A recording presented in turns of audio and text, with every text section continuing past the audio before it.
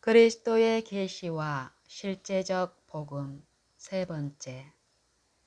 열심으로는 교회를 핍박하고. 이 말씀은 바울이 빌립보서 3장 6절에서 그 자신에 관하여 말한 것이다. 그의 열심이 어떠했다는 것을 몸소 말하고 있다. 하나님의 교회를 심히 핍박하여 잔해하였다고 말한다.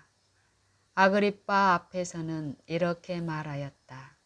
나도 나사렛 예수의 이름을 대적하여 범사를 행하여야 될 줄 스스로 생각하고 예루살렘에서 이런 일을 행하여 대제사장들에게서 권세를 얻어가지고 많은 성도를 옥에 가두며 또 죽일 때에 내가 가편 투표를 하였고 또 모든 회당에서 여러 번 형벌하여 강제로 모독하는 말을 하게 하고 저희를 대하여 심히 격분하여 외국 성까지도 가서 핍박하였고.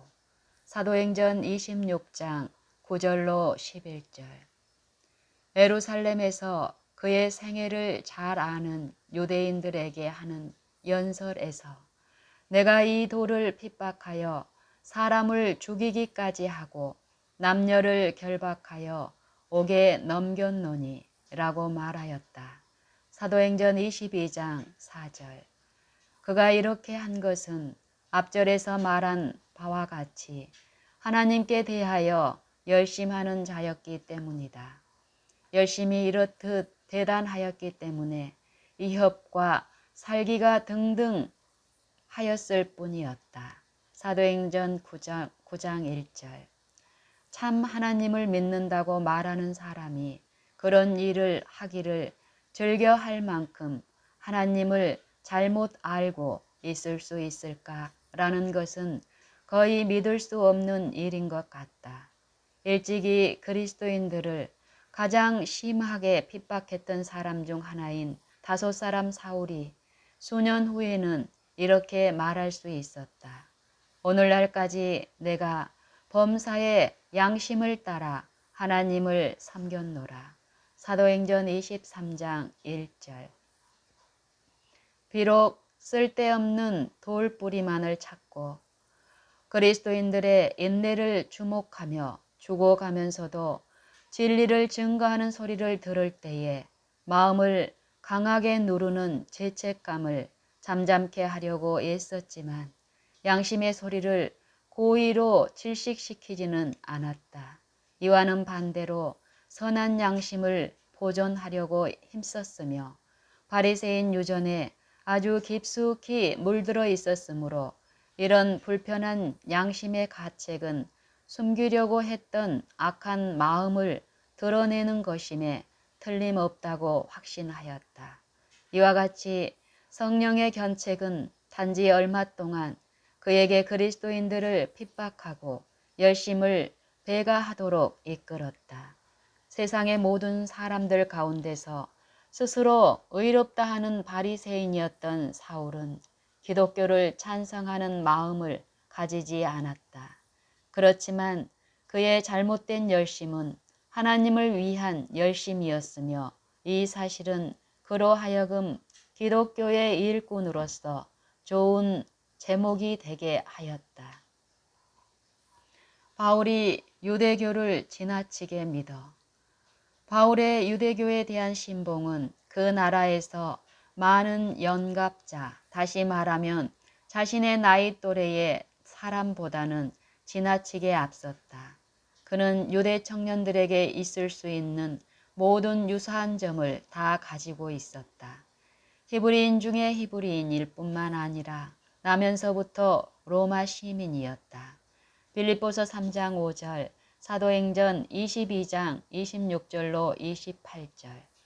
원래 거만하고 머리가 좋아서 최고의 율법 학자 중에 하나인 가말리엘의 문화에서 우리 조상들의 율법에 엄한 교훈을 받았었다. 사도행전 22장 3절. 유대인 중에서 가장 엄한 팔을 따라 바리새인의 생활을 하였으며 바리새인 중에 바리새인이었다.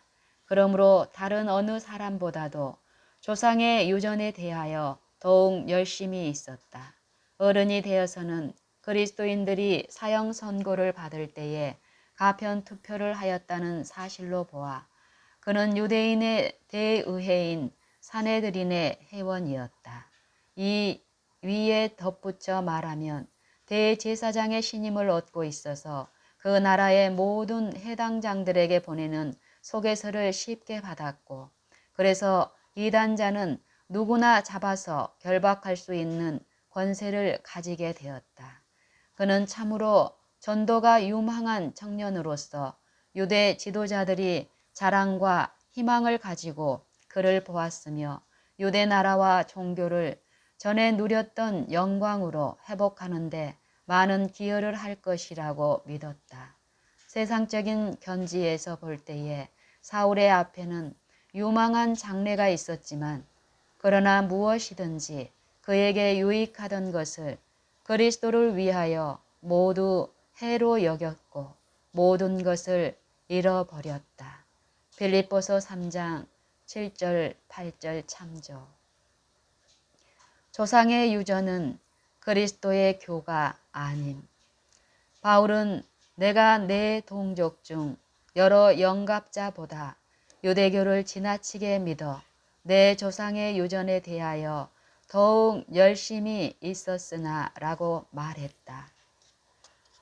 유대교는 하나님과 예수 그리스도의 교가 아니고 인간의 유전이었다고 보기가 쉽다.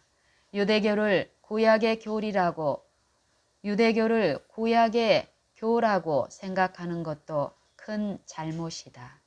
구약 성경에서 유대교에 대해서 가르치지 않고 신약 성경에서 로마 천주교에 대해서 가르치지 않는다. 구약의 교는 예수 그리스도의 교이다. 그의 성령이 선지자들 속에 계셨고 그들의 마음을 감동하여 후에 사도들이 전하였던 꼭 같은 복음을 전파하도록 하였다. 베드로전서 1장 10절로 12절 참조. 바울이 유대교에 있었을 때에 구약 성경을 날마다 읽고 들었지만 깨닫지 못했기 때문에 믿지 않았다. 만일 그가 믿었더라면 그리스도를 믿었을 것이다. 예루살렘에 사는 자들과 저희 관원들이 예수와 및 안식일마다 애우는 바 선지자들의 말을 알지 못함으로 예수를 정죄하여 선지자들의 말을 응하게 하였도다. 사도행전 13장 27절.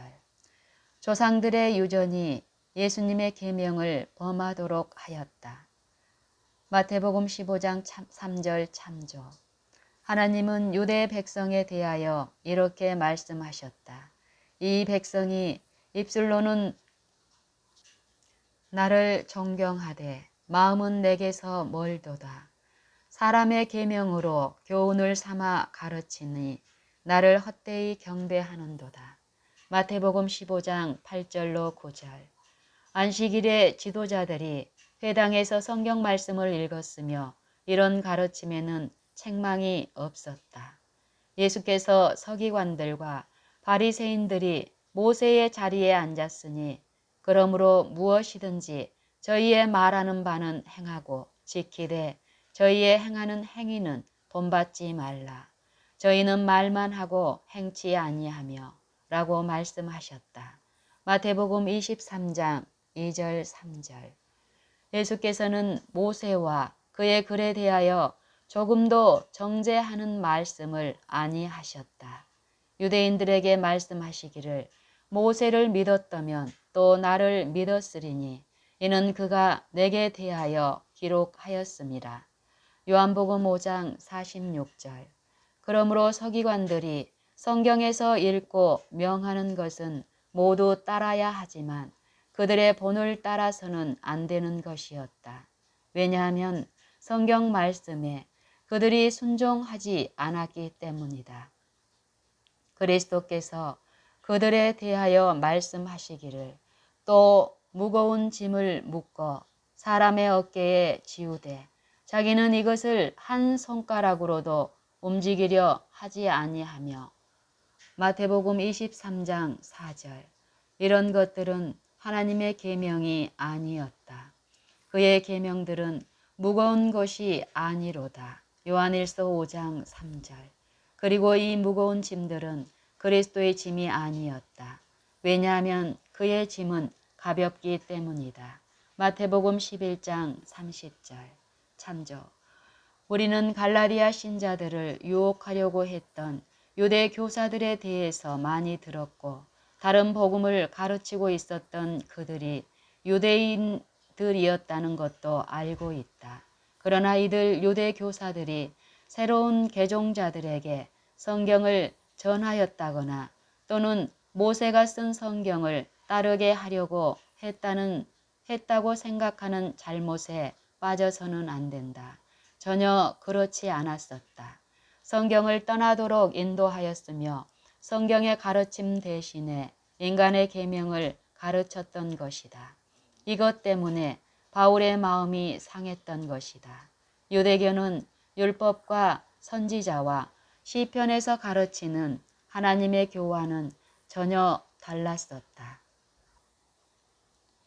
복음을 위하여 택정함을 입었으니 이 말씀은 바울이 로마서에서 자신을 묘사하여 사도로 부르심을 받아 하나님의 복음을 위하여 택정함을 입었으니 라고 한 말씀이다.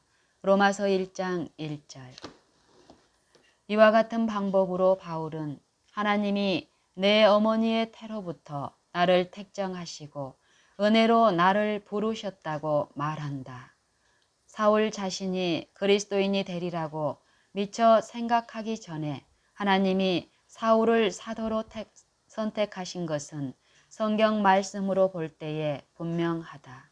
그는 이협과 살기가 등등하여 남녀를 불구하고 모든 그리스도인들을 잡아서 결박하여 투옥시킬 수 있는 완전한 권세를 가지고 다메섹으로 가는 길을 가고 있었다.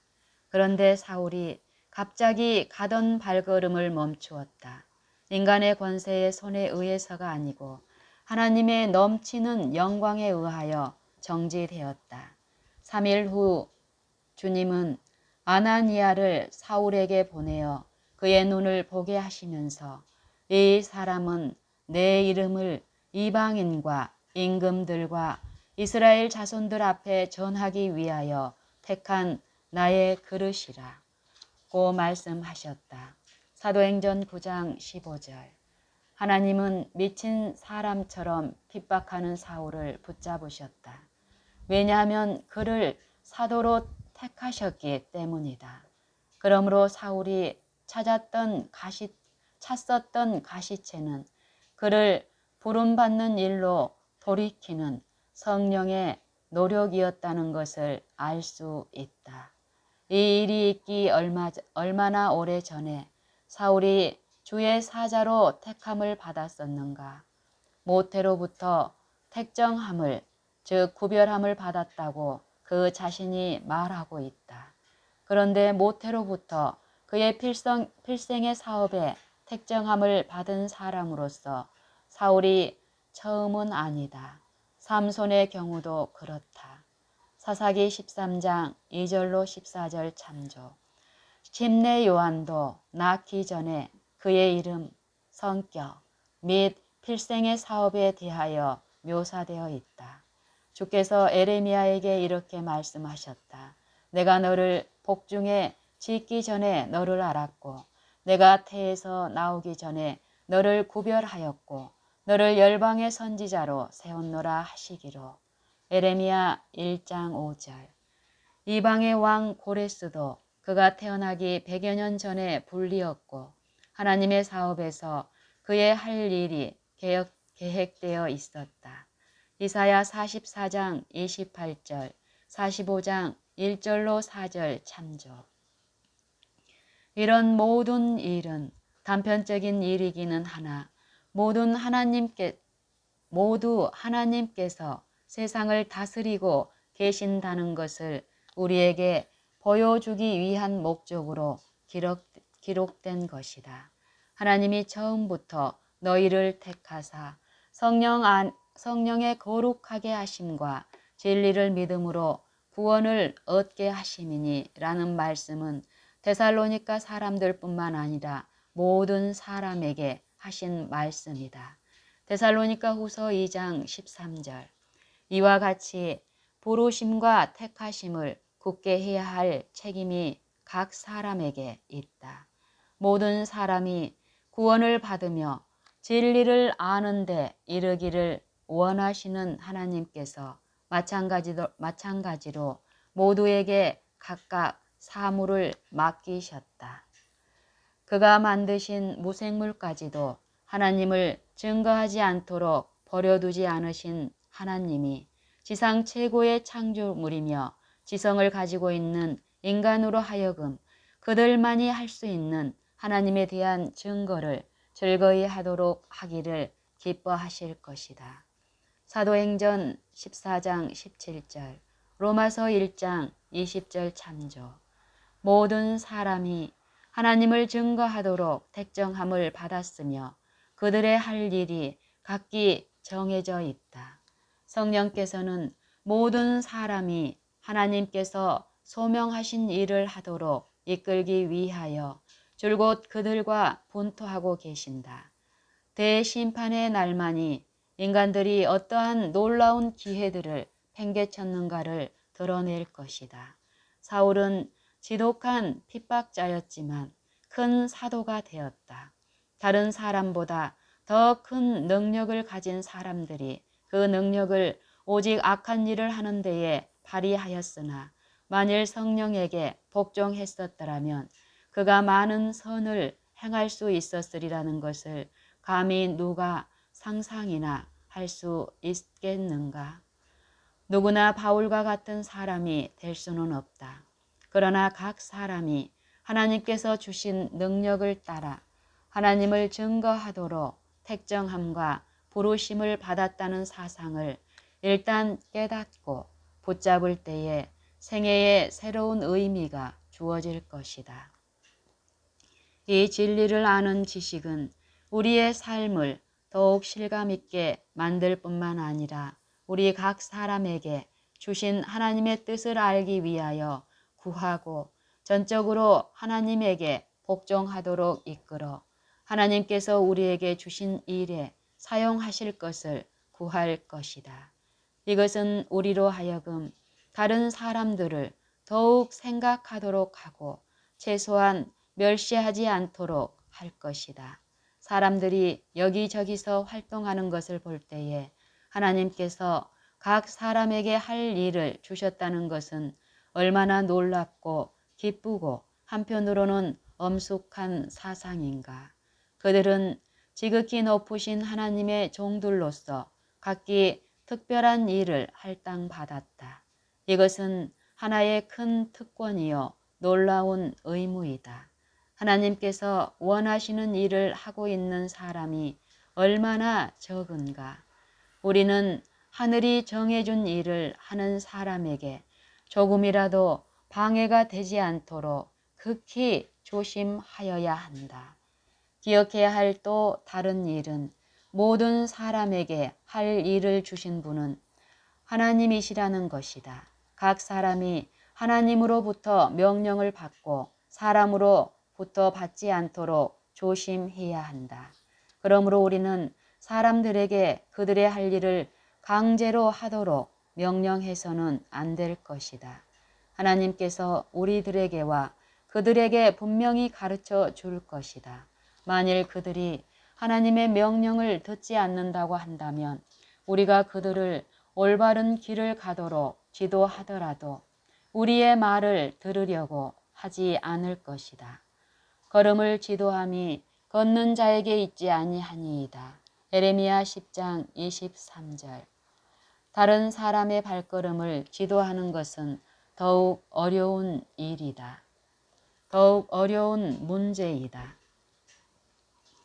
혈육과 의논하지 아니하고 내가 곧 혈육과 의논하지 아니하고 갈라디아서 1장 16절. 이 말씀을 한 목적은 사도 바울이 어느 인간으로부터 복음을 받지 않았다는 것을 나타내기 위해서였다.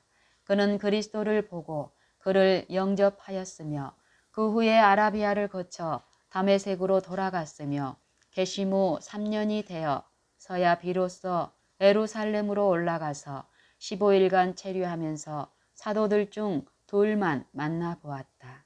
게다가 형제들은 그를 두려워하였고 처음에는 그가 사도라는 것을 믿으려고 하지 않았다. 그러므로 그가 복음을 어떤 사람으로부터 받지 않은 것은 분명하다.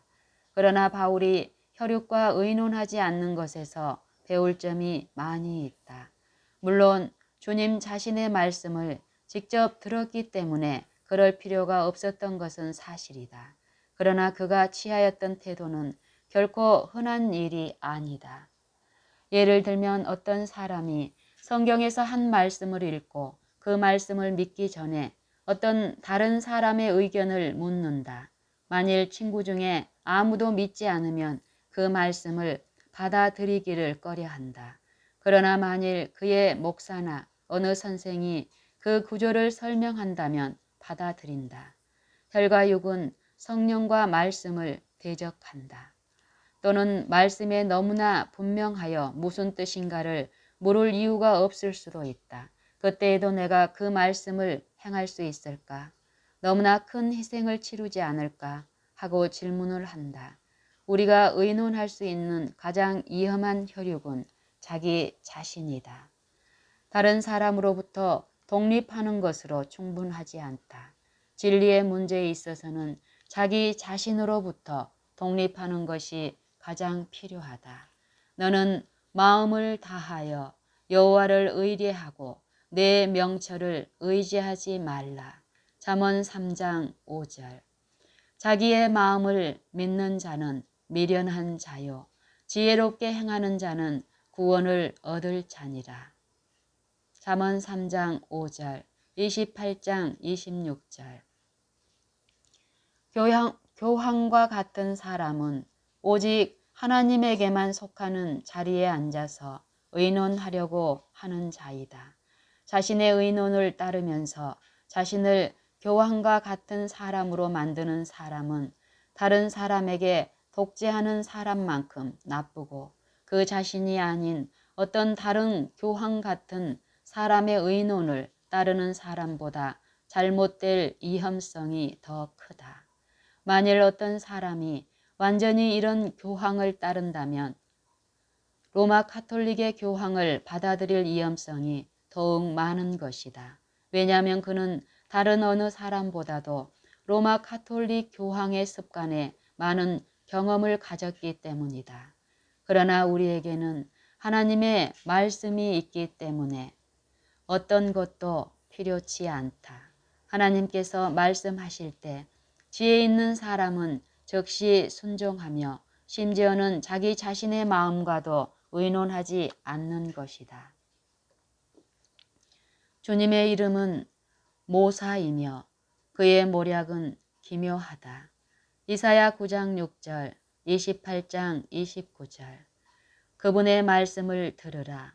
이 하나님은 영영이 우리 하나님이시다. 시편 48편 14절. 즉시 이 말씀에 유의해 보라. 바울은 멈추어서 의논하려고 하지 않았다. 시간을 잃지 않았다. 교회를 핍박할 때에는 하나님을 섬기고 있다고 생각했으나 그는 잘못을 발견하자 곧 돌아섰다. 나사렛의 예수를 보았을 때에 즉시 자기의 주로 인정하고 주여 내가 무엇을 행하기를 원하시나이까? 라고 외쳤다. 그는 올바른 길에서 즉시 이를 착수하기를 기뻐했다.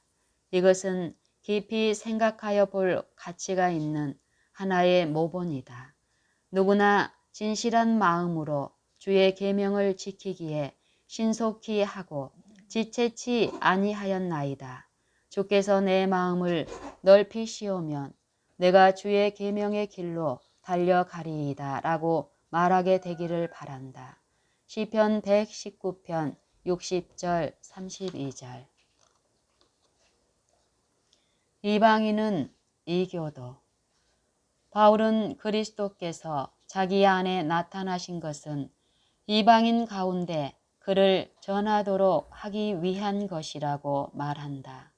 개역 성경에는 이교라는 말 대신에 이방이라는 말을 사용하고 있다.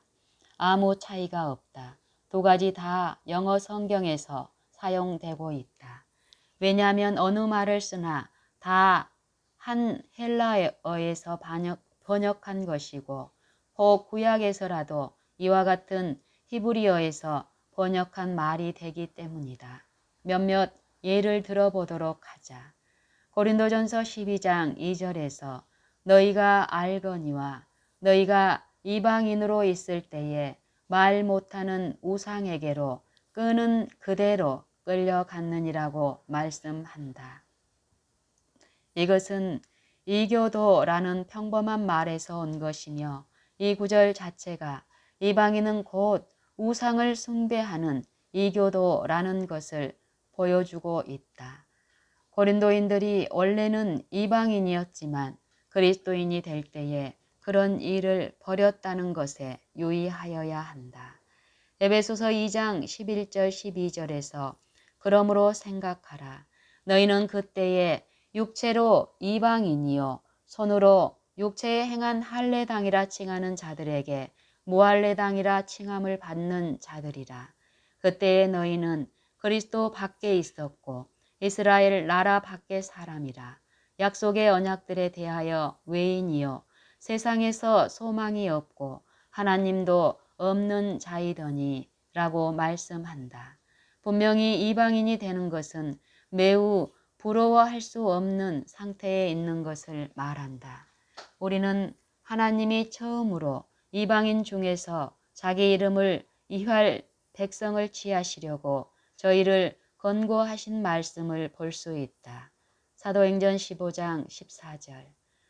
그리고 야고보는 안디옥과 다른 지방의 신자들을 이방 중에서 하나님께로 돌아오는 자들이라고 말하였다. 하나님의 백성은 이방 중에서 빼냄을 받은 자들이다.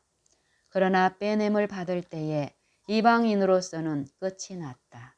이스라엘의 조상 아브라함이 이교도들 가운데서 취함을 받았으므로 모든 이스라엘은 이방인 가운데서 취함을 받은 것이다.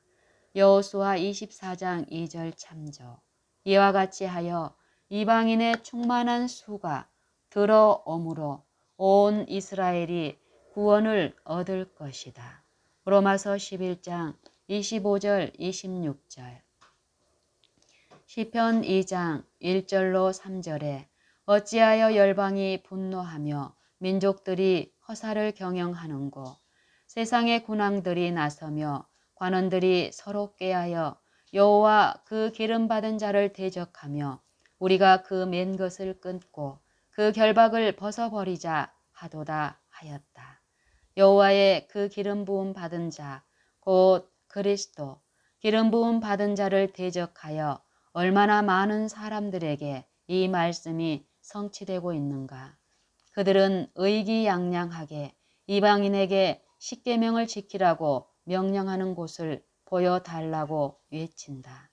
이것은 곧 그들은 이방인이라는 의미이며 이렇게 하여 하나님의 율법에서 도망치려고 생각한다. 이방인들에게 계명을 지키라고 명령하지 않은 것은 사실이다. 왜냐하면 그것은 불가능하기 때문이다. 그들이 그리스도와 그 안에 있는 생명의 성령의 법을 받아들이는 즉시 이방인으로서는 끝난다.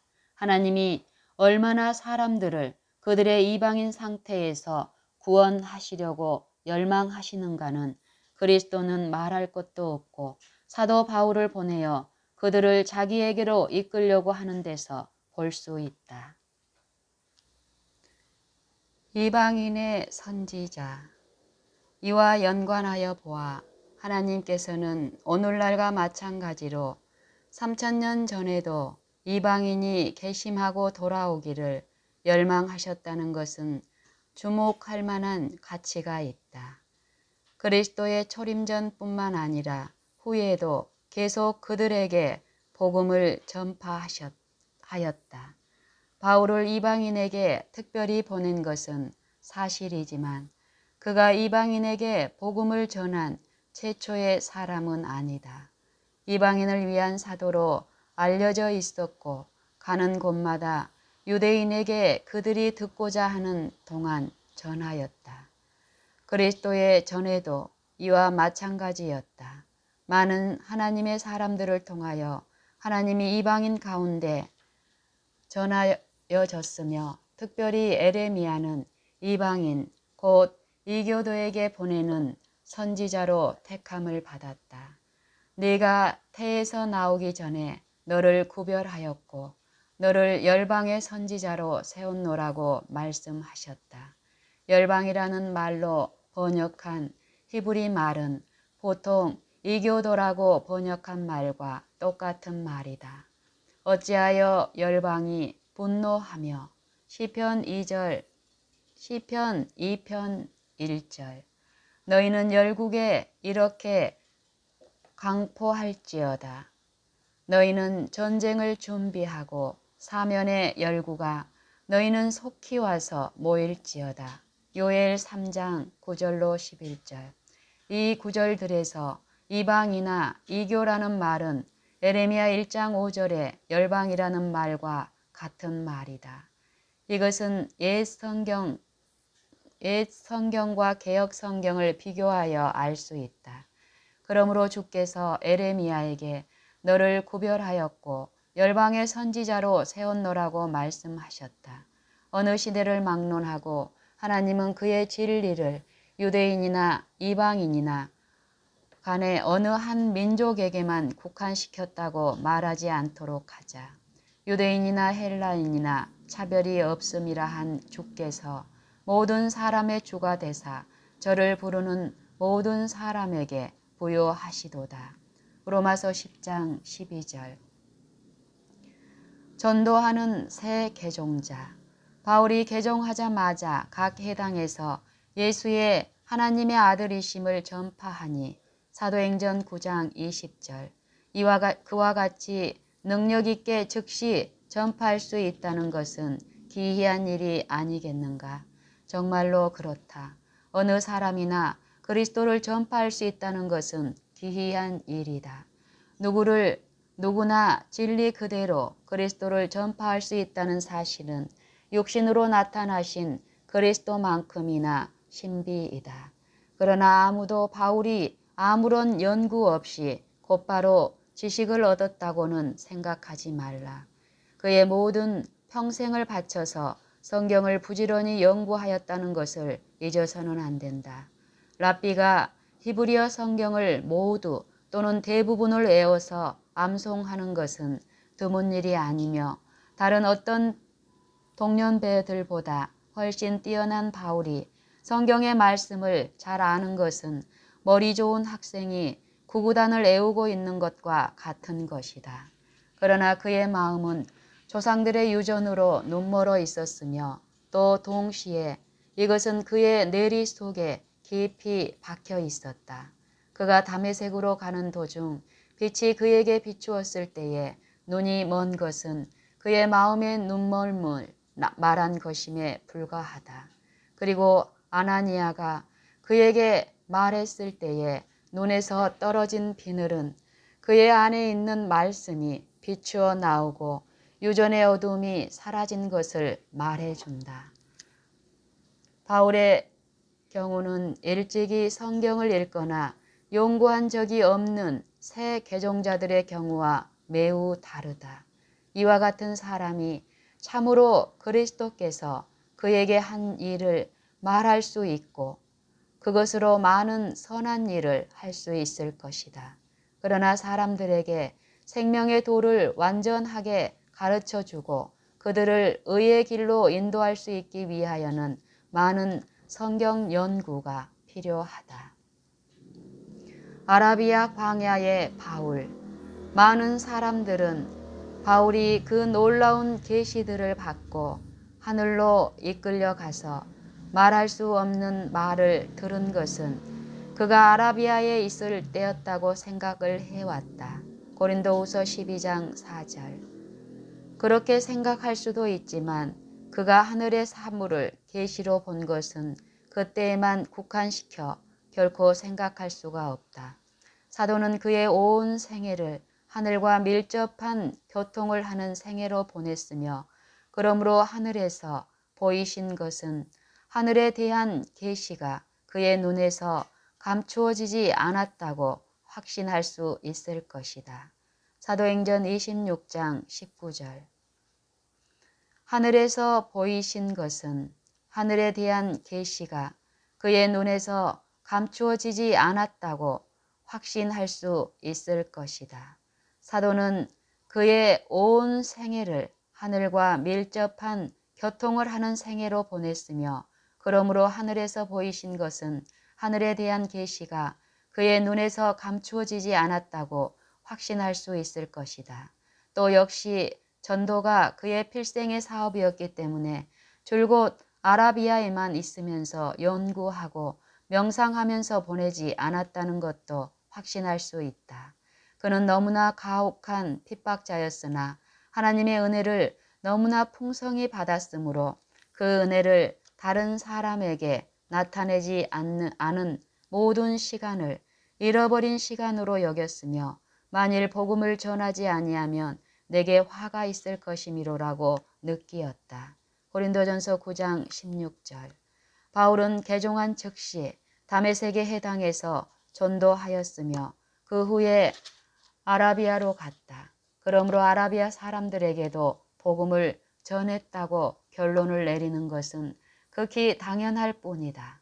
거기서도 전파했지만 유대인들에게 전했을 때에 받았던 반대를 받지는 않았다. 그러므로 그의 전도가 바로 그의 앞에 전개되었던 새로운 세계들에 대한 영상을 그렇게 방해하지는 않았을 것이다. 핍박자가 전도자로. 다만 우리를 핍박하던 자가 전에 잔해하던 그 믿음을 지금 전한다는 말을 듣는 것은 참으로 놀라운 일이다. 다섯 사람 사울의 경우를 볼 때에 복음의 반대자들을 돌이킬 수 없는 일로 보지 않도록 하자. 반대를 하는 자들을 온유한 마음으로 가르치도록 하자. 하나님께서 그들을 회개시켜 진리를 받을지 누가 알 수 있겠는가? 어떤 사람은 바울에 대해서 이렇게 말했을 것이다. 그는 다른 사람과 마찬가지로 분명하게 빛을 받았다. 모든 기회를 가졌었다. 스데반의 영감 있는 증거를 들었을 뿐만 아니라 많은 순교자들의 죽어가면서 하는 고백을 들었다. 그는 완고한 사람이어서 그로부터 어떤 선을 기대하는 것은 소용없는 일이다. 그러나 그 같은 사울이 전에는 아주 가혹한 핍박자였던 것 같이 지금은 가장 위대한 복음 전도자가 되었다. 진리를 반대하는 악한 사람이 있는가? 그와 다투지 말고 책망하지 말라. 온갖 가혹함과 다툼을 자행하도록 버려두고 우리는 하나님의 말씀과 기도에 매달리도록 하자. 지금은 하나님께서 욕을 받으시지만 곧 그를 통하여 영광을 받으실 것이다. 영광을 하나님께 돌리니라. 나로 말미암아 영광을 하나님께 돌리니라. 바울의 경우는 그가 하나님의 이름이 너희로 인하여 이방인 중에서 모독을 받는도다 라고 말한 자들의 경우와는 얼마나 다른가. 로마서 2장 24절. 하나님의 추종자들이라 말하는 많은 이들이 그들의 이름에 영광을 돌리는 대신 욕을 당하고 있다.